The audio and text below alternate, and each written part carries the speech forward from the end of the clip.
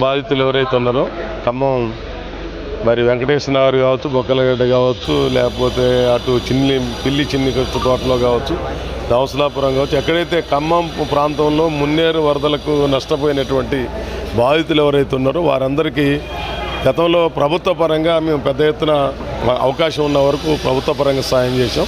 తర్వాత ప్రత్యేకంగా మన శాసనసభ్యులు వ్యవసాయ శాఖ మంత్రి గారు తుమ్మల నాగేశ్వరరావు గారు, యుగంధర్ గారు, మిగతా పెద్దలందరి సహకారంతో ఇంకా ఎవరైనా స్వచ్ఛంద సంస్థలు ముందుకు వస్తే వాళ్ళు, తర్వాత మార్కెటింగ్ శాఖ తరఫున కూర్చి కూరగాయలు కూడా పంపించారు. అవసరమైన కాడికి అక్కడ ఉన్నటువంటి ప్రజలను ఆదుకుంటానికి, ఎందుకంటే వారికి జరిగిన నష్టాన్ని మనం పూర్తలేనటువంటిది నష్టం, భారీ ఎత్తున నష్టం జరిగింది.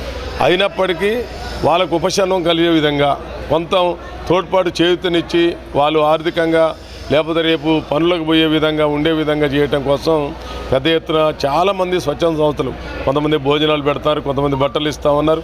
ప్రభుత్వం 16,500 ప్రతి ఇంటికి ఇచ్చేటువంటిది నిన్న డిసైడ్ చేశారు. అవి కూడా ఇంటింటికి సర్వే జరుగుతుంది. ఈ లోపల ఇవాళ రేపట్లో అవి కూడా ఇచ్చేటువంటి కార్యక్రమం. మొన్ననే రైస్ 10 కేజీలు కూరగాయలు కూడా మొన్న ఇచ్చినాం. మళ్ళీ కొంతమంది వేరే ఎన్ఆర్ఐలు ఇస్తూ ఉన్నారు. ఇక్కడ ఉన్నటువంటి మన టౌన్లో ఉన్నటువంటి వాళ్ళు చాలామంది కూడా వస్తూ ఉన్నారు. హైదరాబాద్ నుంచి వచ్చి కూడా చాలామంది ఇచ్చేటువంటి అవకాశం ఉన్నది. ఇచ్చేటువంటి దాన్ని ప్రతి ఇంటికి చేర్చేదానికి కాంగ్రెస్ పార్టీ కార్యకర్తలు అందరూ కూడా ఒక సైనికుల్లాగా, ఎందుకంటే మనం ఇచ్చేటువంటి వస్తువుని ప్రతి ఒక్కరికి అందాలి.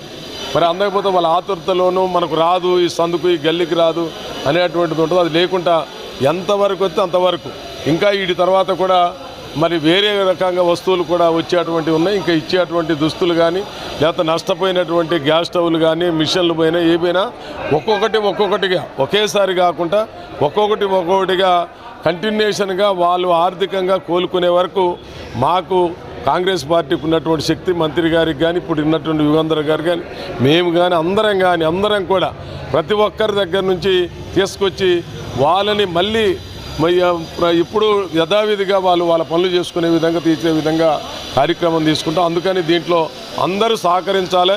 ఎవరింటి దగ్గర వాళ్ళే ఉండాలనేది మా కోరిక.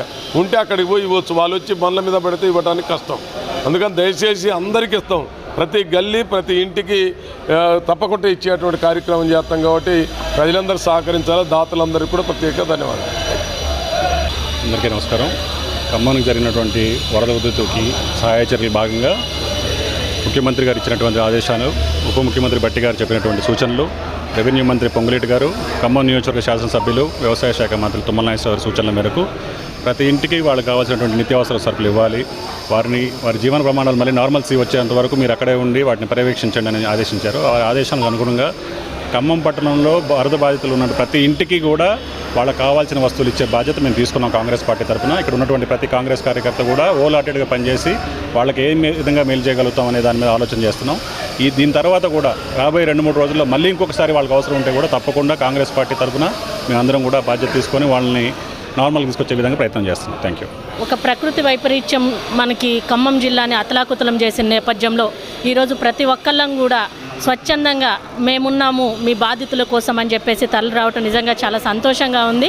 ఈరోజు ఇక్కడ ఈ కార్యక్రమాన్ని తుమ్మల నాగేశ్వరరావు గారు అయితే ఏంటి, యుగంధర్ గారు అయితే ఏంటి, బాలసాని లక్ష్మీనారాయణ గారు అయితే ఏంటి, అందరూ కూడా ఇక్కడికి వచ్చి పనిచేసే ప్రతి ఒక్క కాంగ్రెస్ కార్యకర్తకి కూడా నేను ప్రత్యేకంగా ధన్యవాదాలు తెలియజేసుకుంటూ కృతజ్ఞతలు కూడా తెలియజేసుకుంటున్నాను.